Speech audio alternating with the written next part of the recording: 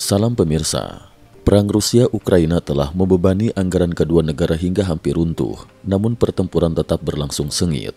Muncul kabar bahwa Ukraina mungkin melancarkan serangan besar saat hari kemenangan Rusia pada 9 Mei 2025, peringatan kemenangan Perang Patriotik Raya. Presiden Putin berencana menggelar parade besar di Lapangan Merah dan mengumumkan gencatan senjata sepihak selama 72 jam, mulai 8 hingga 11 Mei 2025. Menteri Luar Negeri Rusia, Sergei Lavrov, menyebut gencatan senjata ini sebagai titik awal negosiasi tanpa syarat.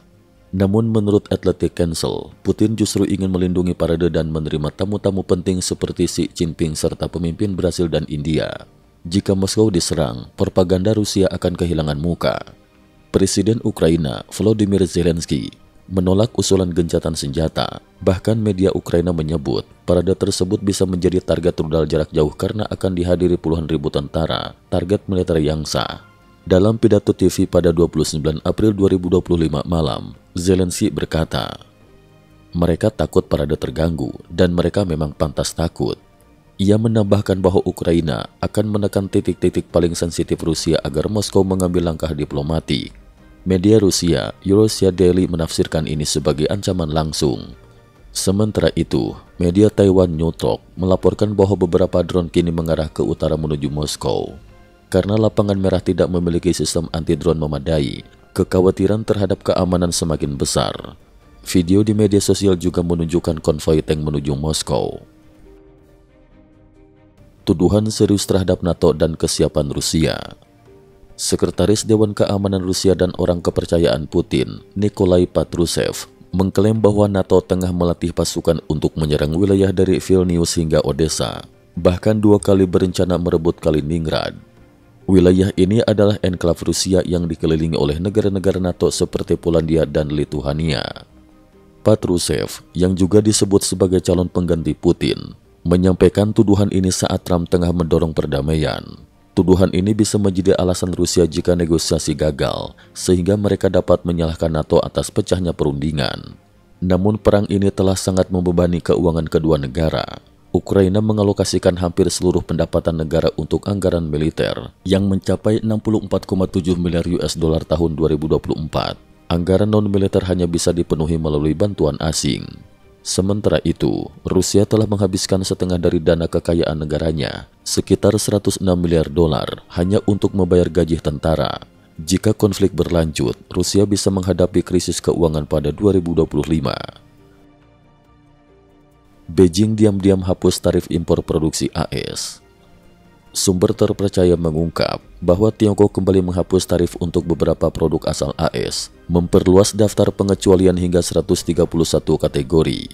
Langkah ini diambil demi meredakan tekanan industri petrokimia dalam mengimpor etilen dari AS yang sebelumnya dikenakan tarif hingga 125%. Tiongkok diketahui mengimpor hampir separuh ekspor etilen AS. Karena Tiongkok merupakan produsen plastik terbesar di dunia, larangan atau tarif tinggi justru merugikan dirinya sendiri, maka tarif tersebut diam-diam dibatalkan. Sebelumnya, tarif untuk produksi AS seperti obat-obatan, microchip, dan mesin pesawat juga telah dihapus. Semua dilakukan tanpa pengumuman resmi untuk menjaga citra keras terhadap AS. Tiongkok tampaknya salah langkah karena berharap dapat bernegosiasi seperti dengan Kanada atau Meksiko. Namun Trump langsung menaikkan tarif hingga 145% tanpa membuka ruang dialog. Akibatnya, Beijing kini harus diam-diam melakukan penyesuaian karena memang sangat tergantung pada produk-produk AS seperti chip dan teknologi lainnya. AS peringatkan akan mundur dari peran mediator. Pada 29 April 2025, Menteri Luar Negeri AS Marco Rubio menyatakan bahwa Rusia dan Ukraina harus segera menyusun rincian akhir untuk mengakhiri perang. Jika tidak, AS akan menarik diri sebagai mediator. Juru bicara Gedung Putih, Caroline Leavitt, menyampaikan bahwa Trump semakin kecewa terhadap Putin dan Zelensky karena tak kunjung mencapai kesepakatan. Trump menuntut gencatan senjata permanen bukan hanya 3 hari. Menurut analis militer Su Chu-yun, jika tidak ada kemajuan dalam seminggu ke depan, AS kemungkinan besar benar-benar akan mundur. Su menambahkan bahwa gencatan senjata sementara selama 1 atau 2 bulan masih mungkin. Namun jika masing-masing pihak tetap pada tuntutan semula, konflik akan terus berlarut. Strategi utama AS kini adalah 1. Menekan ekonomi Rusia lewat sanksi sekunder, termasuk menjatuhkan harga minyak hingga $30 per barel. 2. Memberikan bantuan militer terbatas untuk Ukraina dan mendorong NATO untuk mengambil peran lebih besar.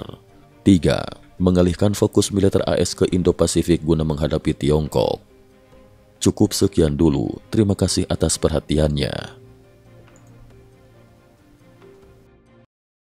IT News juga memiliki channel di platform kancing.com. Mohon kunjungan dan bantu subscribe agar bisa mengikuti perkembangan dunia tanpa batas. Terima kasih. Link kancing ada di dalam description.